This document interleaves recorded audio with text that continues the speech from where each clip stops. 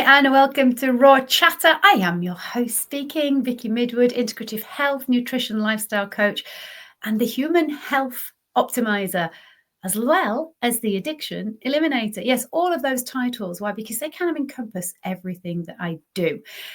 So today it is episode 3 of season 5, folks. And what I thought would be quite nice to do, we've had 2 amazing guests for the first 2 episodes. So this is a solo episode with me chattering away to you. And I thought I would share a little bit about my story and just what is going on and why it's relevant to you right now in terms of the world of health and well-being, because there is so much noise out there in the media and of course on social media as well, that it's really difficult to know what to believe, what is true, what is made up, what is just sensational headlines just to get you to click something. And so my desire for this episode is to help you to get hopefully a little bit more clarity on just what health and well-being is, why it's important right now that we start to do things differently. And for those of you who don't know my story, I did share it over 2 or 3 episodes in the very first season of Raw Chatter. So that's a while ago now. We're on season 5. If you do want to go and have a look at the back catalogue stuff, feel free. But I'll share a little bit about it today because it's kind of relevant to what I'm going to talk about. And what's prompted me to do this, as opposed to put out another episode with another epic guest, because I've got some amazing guests this season, I have to say, was I went to the ICANN Summit, and I always say it wrong. It's the HICAN, but I say it as ICANN because it's just easier to say. It's the Integrative Health and Applied Nutrition Summit. That's what it stands for. And it is for people who are into functional health, integrative health, and who basically understand that people want an alternative to perhaps what is being offered by their GP. That said, a number of people who go to the summit actually do work in the NHS system, in the hospital system, and they come really to learn about what's new and what's up to date. There were some fantastic speakers on yesterday. And I always get excited about going to these summits because I never know, am I going to come up with some new information?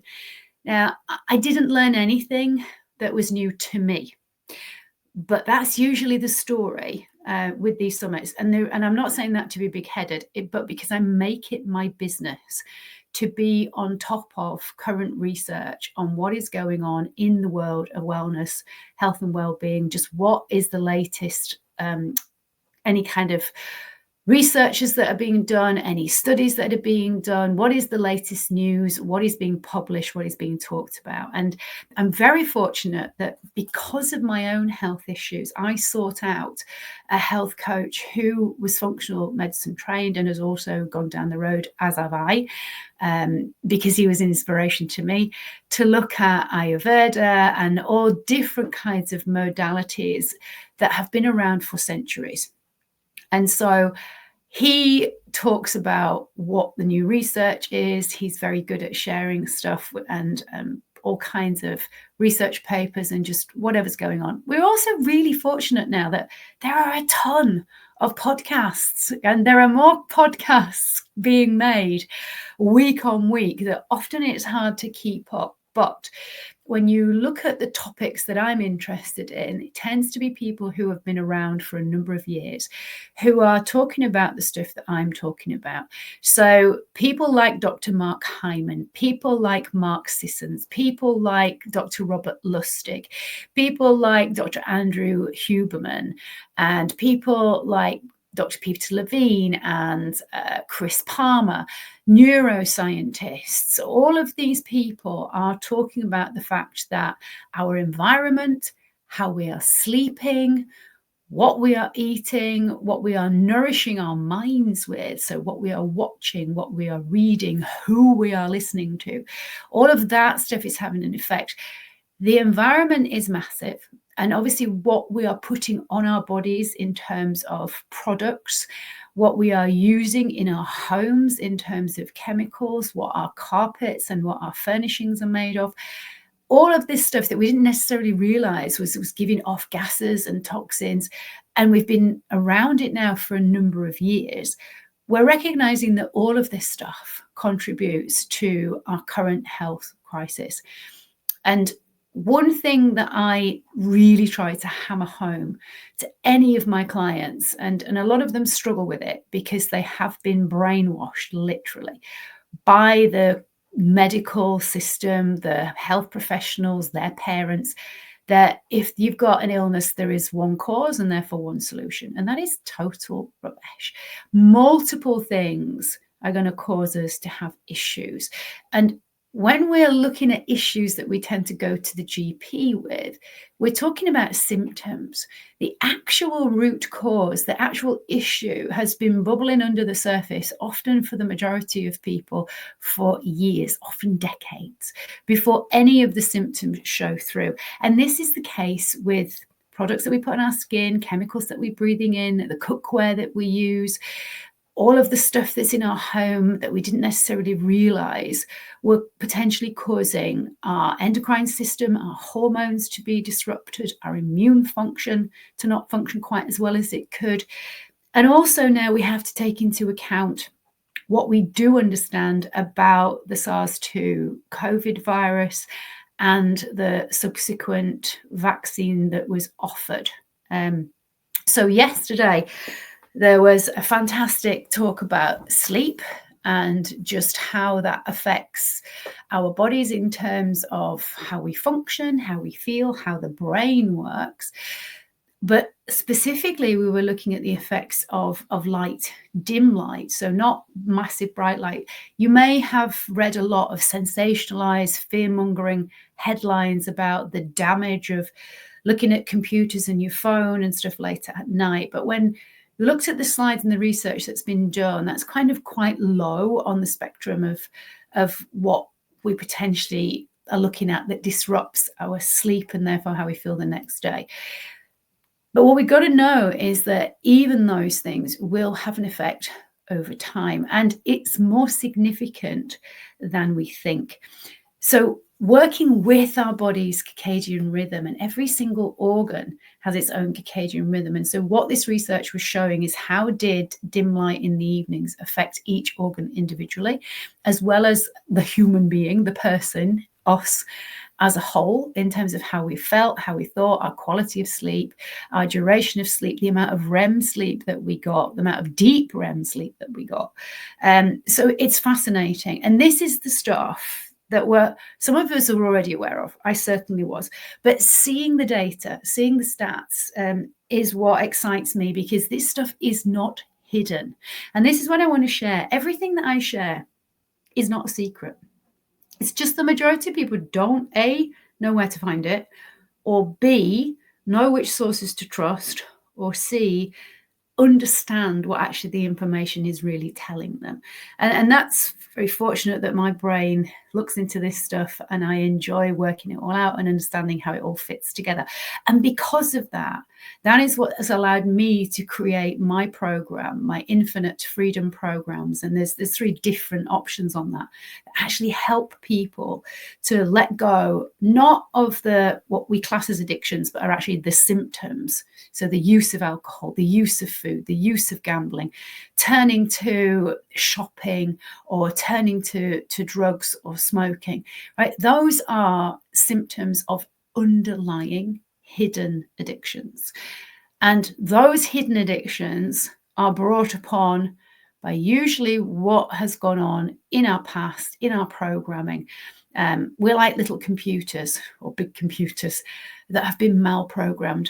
And if we want to feel and function better, we have to understand which bits of our programming have got viruses in them and need reprogramming, which bits need scrapping altogether, and which bits we can actually work on. And for the majority of people, they don't give themselves the opportunity to do that.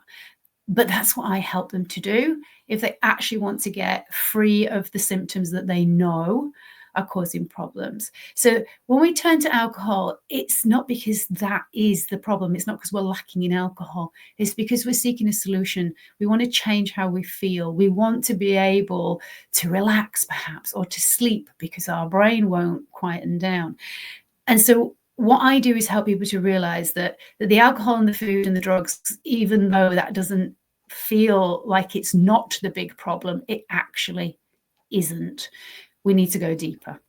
And that's why when I help people, I look at the whole body, because it's not just the mind, it's physiology, it's biochemistry, it's epigenetics, it's neurology, it's just all of that stuff, it's biochemistry. So what we were learning yesterday was also about the importance of getting the right nutrients, particularly if you are neurodiverse. Now, there's a lot of stuff being written over the last particularly 2 to 3 years of the amount of people who are recognizing that they are falling into the label of having ADHD. And very derogatory stuff has been written on social media that everybody's got ADHD and blah, blah. Here's the thing. What we know is that the medical profession is pretty rubbish looking at what actually goes on in terms of females as well as males. So for those of you who don't know, the majority of scientific research way back was always done on males.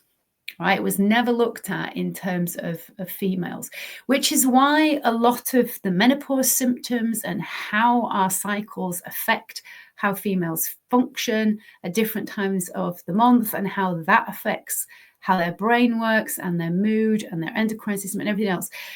It just wasn't studied. And therefore, because it didn't show up in males, then women were mad, they were bonkers, they were crazy, they were mental. And a lot of people who ended up in asylums ended up there because they got some serious endocrine disruption, some serious hormone disruption, thyroid problems, adrenal problems, etc., that were just not picked up on. Because why? Men did all the research on men. And that is the same with ADHD. So it was only ever studied in boys and young men. And what we now know is the symptoms come out much earlier in boys. They don't tend to come out until later on. And I've got an amazing guest who's going to share with you, Dana Chapman, more about just when it does show up for females. But there's 3 particular times in the life of a female where it's possible that ADHD could be kind of caught, recognized, whatever term you want to use. Here's the thing. We do know that there are more people recognizing that they have issues. Why? Because we now know what the symptoms are. We now know how it shows up in people. And it's not that more people have it. That is not true. It's just that it was never really recognized and picked up on before. When my dad was at school, the naughty boy who couldn't sit still, who was always late, who was always forgetting his homework, who couldn't pick up how to read or write or tie the shoelaces as quickly as everybody else, and used to physically get punished and bullied and horrific stuff. That kid had ADHD or autism, and it was never ever recognized.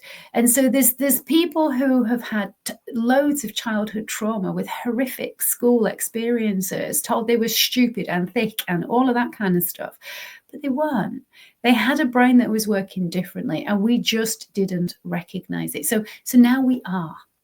We're also recognizing that nutrients play a massive, massive role, and you cannot expect your brain to be working well if you do not give your body the nutrients that it needs. Now, again, back to the research done by men, we didn't know, because they didn't study it fully, that the hormones that we talk about and the neurotransmitters that we talk about that affect brain function are made within the gut, right? Not 100%, but between 60 and 80%. So for serotonin, for example, we know it's around about 70%. For other hormones, it's different percentages. But if you're not working with your gut function, if you're not getting in good nutrients, if you're not eating on a regular basis, if your body is not being prepared for food and you're eating in a calm and relaxed state, then your body is not going to be able to make the enzymes or the acid to break down our food. And if it's not breaking down our food properly, sufficiently to assimilate and utilize the vitamins, it ain't going to be able to make those neurotransmitters that your brain needs. And so one of the conversations, one of the presentations was from an amazing lady who was talking about the importance of nutrients and brain function for neurodiverse people. And it's huge.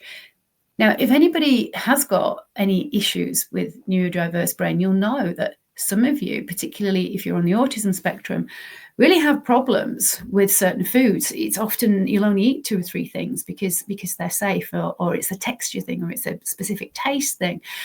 And so often that very restrictive diet means unknowingly exacerbating the issues.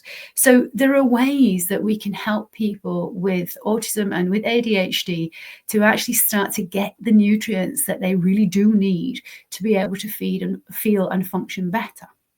But if your GP is not telling you this, if your ADHD coach isn't telling you about nutrition and the supplementation that perhaps you need to include if you can't get it from foods, then you're going to be struggling and potentially falling out with yourself, blaming yourself.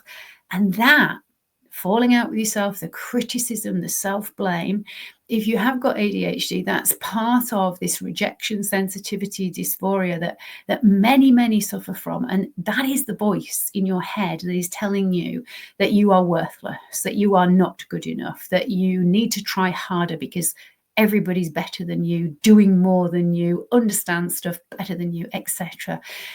And it's really detrimental because that thinking can pull you down into a spiral of depression, more overthinking, suicidal ideation, and it's not fun. But if we get the nutrients in, if we get the brain to be functioning better, and if we understand a little bit more about just what ADHD is and help ourselves to regulate our emotions, which we can learn through techniques, and regulate how we are responding to things, because we're starting to be aware now of just what is ADHD for us, what does it look like, and it's important. Now, the other thing that I need to help you to recognize is this stuff isn't new. And there's an idea that the gut-brain connection is a new thing. And it makes me giggle, and I'm sorry, I have to laugh, otherwise I'd just be ridiculously frustrated. But that doesn't help anybody, and especially not me. It makes me laugh because every single Ayurvedic practitioner, every single holistic practitioner knows that the gut and the brain have to be interconnected. We've all heard the term body, mind, and spirit. Heck, it's even written about in the Bible. You can't separate them because they're not separate.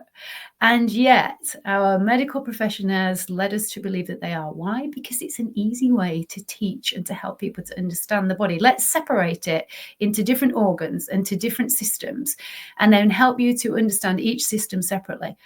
Oh, but we've just missed the important bit. They all actually work together, and you need to understand how they're connected and all work together. And they're connected by the vagus nerve, and the gut-brain connection is not new.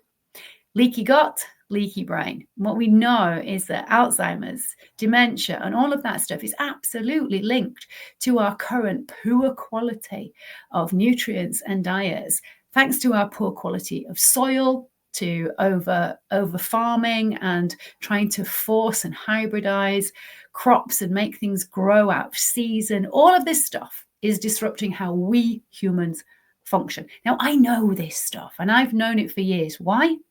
Because I wanted to find out what was going on with me. Why was it that my friends could eat 2 or 3 sweets and not give them another thought? Whereas my brain was fully focused on how many were left, how many each person had eaten, how could I eat the rest of them without them seeing and therefore being judged, etc. In other words, I was fixated with sugar, particularly chocolate and sweets, when I was a kid, very, very young. I now know, and I suspected, that it was linked to something physical. It absolutely was. It was linked to my gut bacteria. It was linked to me having a ton of antibiotics, and it was also linked partly to my genetics. Now, it wasn't one thing. Notice I mentioned 3 things there. 3 things. And so when I started with my issues with eating, and my thing was bulimia, as I said, I couldn't not eat, but I wanted to lose weight. I couldn't stick to a diet. And therefore, when I overate over the number of calories, because when I started dieting when I was 11, that's what we did. We counted calories and we knew nothing really about nutrients, nothing about the macros, the fats, the carbs, the protein, nothing like that. We just knew that those foods were fattening and those foods weren't. And the message then in the 80s was fat was terrible, low fat was the way to go. And we know now that that is why we are fatter and sicker and have more diabetes than ever before, because fat is essential for brain function. And yet we have still got people who are buying into the marketing of low-fat products, thinking they're doing themselves a favor. Now, should we have copious amounts of fat and fat doesn't count? Absolutely not. But is fat a bad guy? No, we need it, right? We need it just like we need vitamins and minerals, and we need protein as well for the amino acids. The only kind of macro that we don't necessarily need to eat, but we do eat it because it tastes good, are carbohydrates. But a lot of carbohydrate foods have some great amounts of fiber in them, which is important for gut function, especially if you are neurodiverse or you've got any mental health issues. The way your gut is functioning is huge and important. And I knew that there was an issue with something physiological, something biochemical when I was suffering with bulimia. And I'm saying suffering because I really did want to stop, but I didn't want to feel food in my body. It scared me and I couldn't not eat. I kind of referred to myself as a failed anorexic for years. Now, I got addicted to laxatives and that caused my gut and my body some serious problems. The extent of my bulimia was quite severe, and I absolutely caused issues with my heart and electrolytes being out of balance. I fainted a number of times and passed it off as, not enough sleep and all that kind of stuff. Reality is I was flipping terrified. When I came off the laxatives, it was horrific. It was an awful thing. And then when I finally did start to eat again, I lost a serious amount of weight being bulimic, to the extent that people thought perhaps I was anorexic, not bulimic. But because I literally at that point was not keeping anything down. The pain of keeping food in, but not just the physical pain, and it was flipping painful. It was the emotional pain of not knowing how to deal with life and stuff. So guess what? I turned to alcohol because I had no idea of how to manage my feelings and my emotions. I came from a background where we didn't talk about feelings, where I got the message, not personally, not because it was said to me in so many words, but because I heard it around me. And this is important. A lot of the programming that our kids have, that we have from our childhood, isn't what was said to us. It's what we observed being said to others. It's conversations that we overheard about people talking perhaps about stuff they'd heard on the news or read in the newspaper, and you pick up those opinions and you understand what is acceptable, what is not acceptable, what is the right thing to think and believe, and what is the thing that will have you looking like an idiot. And those were the words that I heard a lot: imbecile, idiot, buffoon. Those were some favored words of my dad, and I didn't want to be one of those. I learned through observation that you didn't ask for what you wanted. You were told what to do and you did as you were told, otherwise there would be consequences. I was also kind of the impression that it was bad to say how you felt. You should keep feelings to yourself. They're not things that you should talk about. It was very much old school. And we know now that that's caused a hell of a lot of problems for a lot of people, including both of my parents, who both ended up on copious amounts of medication and being let down massively from the medical health system. And that is what I share. I share some of that on my masterclass training, which is called Cut Through the Crap, which is helping you really to discover the health myths and what is actually the truth about the hidden addictions that are keeping us stuck in illness and in escalating mental and physical health problems. And unless we start to change, folks, and this is why I said it's pertinent to you, unless we all start to change, how we are doing things, how we are looking at things, unless we start to take agency ourselves for our own health, this is only going to get worse. So I teach Pilates live and in person. Obviously, everything went online in COVID. So I brought one of my classes back in person on a Monday night, and it's a great class, and I love the people who are in it. Absolutely love them to pieces. They've been with me for most of them for 10 years plus. But what we know is that a lot of them are also kind of old school and go to the GP if they've got a health issue. And the reports back that I get for waiting lists, even just to have a first initial exploratory appointment, are astronomical. We're talking not just weeks, months, 12 weeks plus. And then often these appointments get cancelled, and then they've got to wait another 12 weeks plus. And this is before they're even getting any kind of idea of what the actual issue is. And here's the thing. I could probably tell them what it was, right? But we've got this idea that the GP knows everything. And I want to bust this myth now on this webinar once and for all. Your GP does not know everything. They are usually 17 to 20 years out of date with current research. And unless they are spending all of their spare time doing what I have the luxury of doing, reading current up-to-date research and looking at what is going on out there in the real world in terms of health innovations and new ways of helping people, they don't know that they are even out of date. They are just regurgitating what they have been taught in medical school. And don't get me wrong, it's a lot. It's a lot, but they don't know about menopause and the endocrine system in detail. They certainly don't know about nutrition. They have no clue about the gut-brain connection and the importance of vagal tone. Why? Because they're not taught it. Because all of that stuff is what connects everything to everything, and they're taught everything separately. And this is why I'm going to say it again. Your body and your brain are not separate.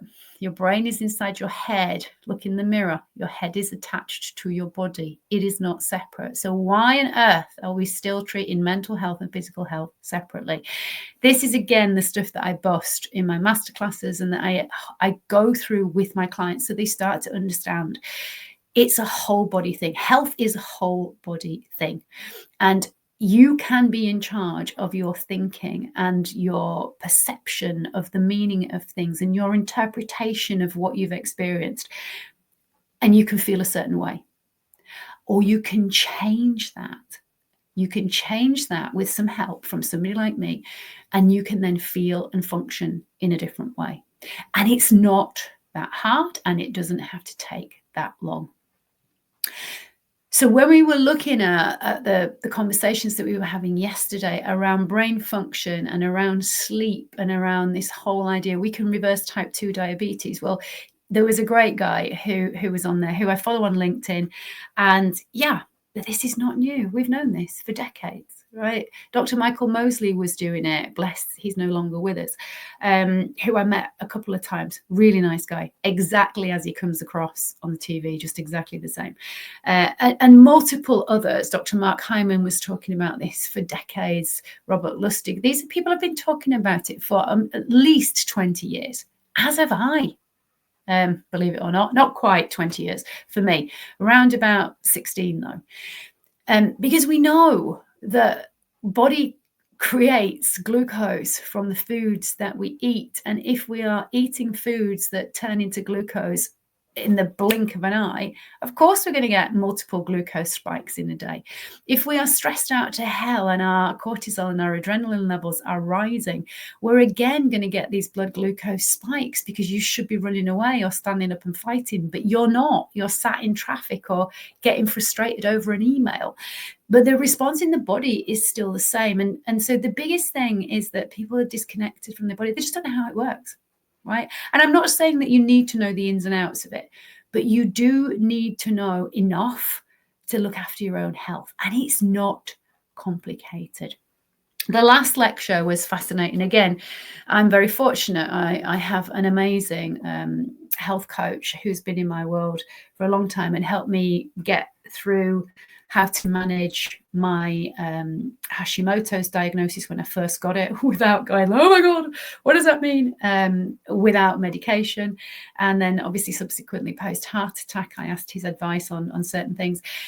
But we were talking about this, and he has done a number of masterclasses and webinars on the fact that, you know, the spike proteins in the vaccine are the reason why we are having this massive increase in heart attacks, in health issues, in cancers, and so on. And this has been proven through data, and we got to see that data yesterday. And so I'm so grateful that, contrary to people thinking I was an idiot and I was just being a rebel, I did not have the vaccine, and I was absolutely adamant I was not going to have it, and neither was my daughter, because we didn't know enough about what it did inside the body, but also because I had an autoimmune issue. And just understanding enough about spike proteins, viruses, and how they work within the body, and then looking at what this actual vaccine was, it was causing the spike proteins. My brain was just like, that's not going to work. And that's potentially going to cause me an awful lot of damage. And therefore I stuck to my guns and I didn't have it. Thankfully, 4 years later, now I'm looking at the devastating effects for a number of people who are suffering from issues from the actual virus itself, from long COVID, but also from the vaccination too. And all of this is to say that you have to start taking agency for your own health. You can do it. It is not that hard. And it starts with some simple fundamentals. And this is the biggest issue. It is simple. Simple doesn't mean it's easy. Simple means that you get sufficient sleep. And that means working with your circadian rhythm. A good night's sleep starts with a good morning. Get outside in the sunlight for about 10 minutes. Expose your skin, yes, without sunblock, for about 10 minutes. Why? So that your body can actually make the vitamin D that is vital for producing cholesterol, that is vital for making new cells, and particularly for your brain function. So cholesterol is not bad. And if you're falling down the trap of believing that your cholesterol is high and you need to be on statins, stop.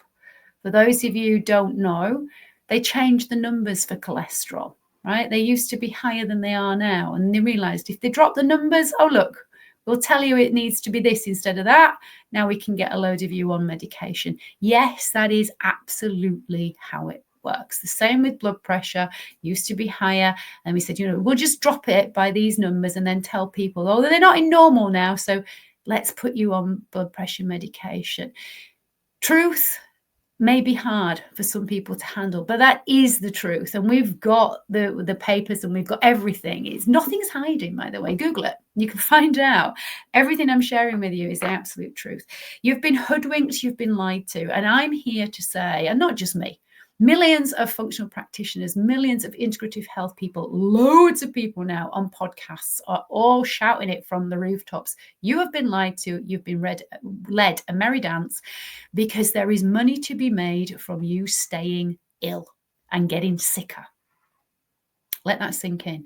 There is money to be made from you staying ill and getting sicker, because it means that you are going to probably not change your lifestyle. So you'll keep on eating the foods. You'll buy into this idea that medications and operations are the answer. And all of those things are going to be claimed on insurance. The insurance companies are going to put up your premiums. So it's a win-win for everybody, except for you.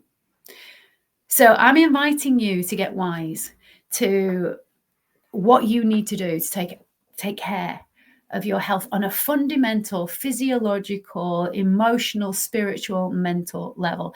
And that is, number one, get enough sleep. Go to bed and get up at the same time if you can. Get out in the morning, get sunlight. Hydrate yourself. Yeah, the majority of people will feel so much better if they just drink enough.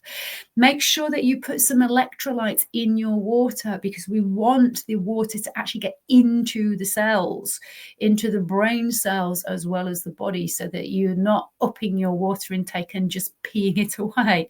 So get electrolytes in your system. It can be as simple as a pinch of sea salt in your water. right? It doesn't have to be expensive powders and stuff. It could be, but it doesn't have to be.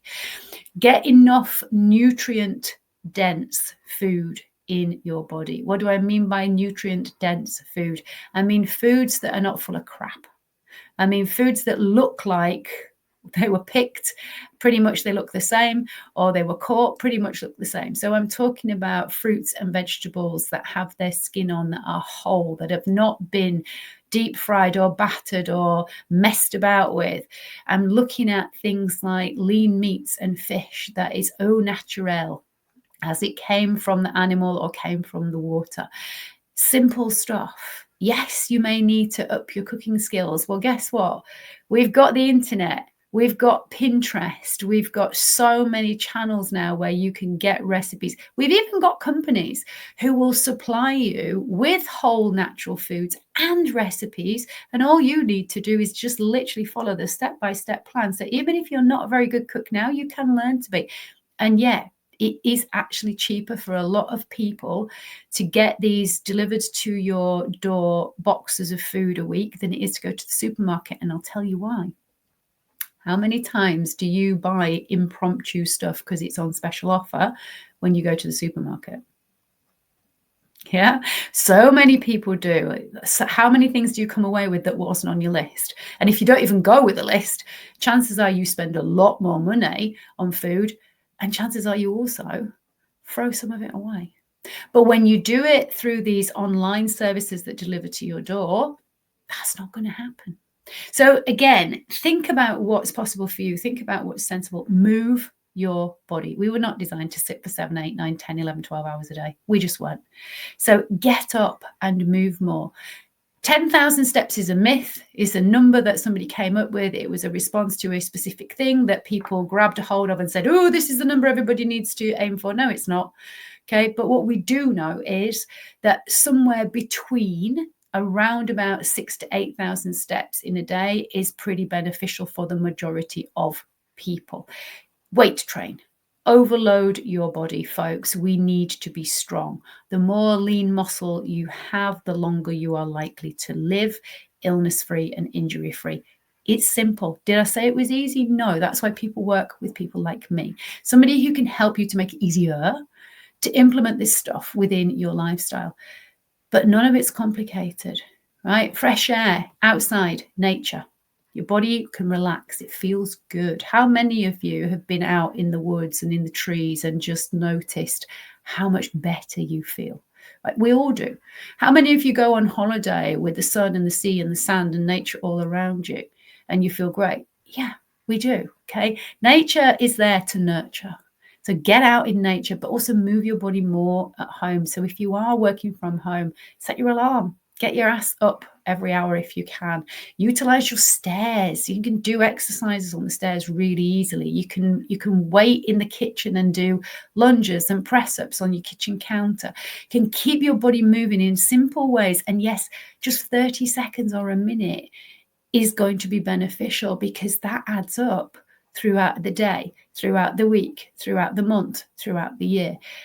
And so it doesn't have to be grand gestures and you going, oh my God, I'm going to go to the gym 5 times a week and I'm going to eat clean. And no, you're not, right? That's not going to stick.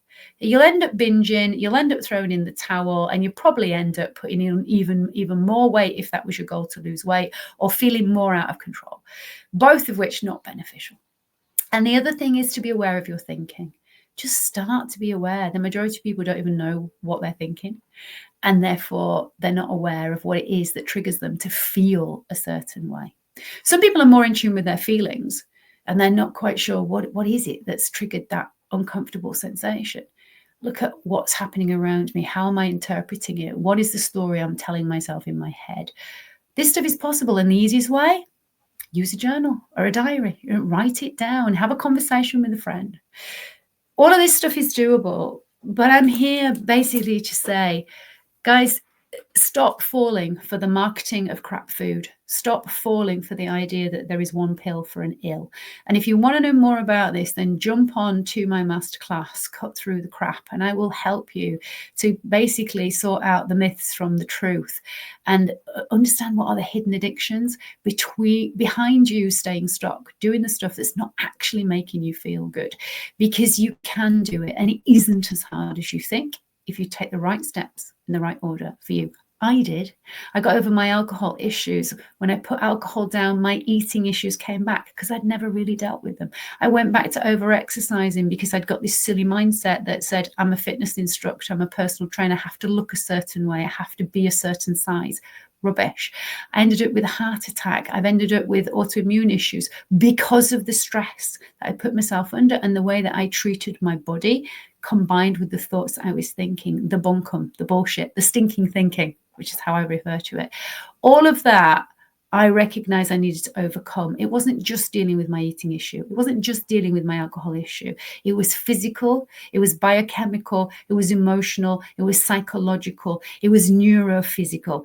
And all of those things, I took it upon myself to find out about. Why? Because there was nobody putting it all together. And that is why I do what I do. I lost 2 parents to horrific circumstances because they both died because of the side effects of the medication that they were on, not from the very thing that was their health issue.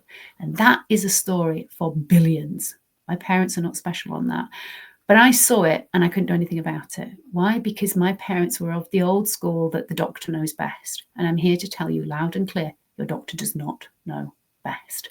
Start to do your own research. Start to speak to people like me who can put you in the right direction of where to find correct information. Start to ask questions. Take agency. Take responsibility for your own health. It will save you hours of time, hours of anguish, potentially save your family from hours of pain and worry and concern.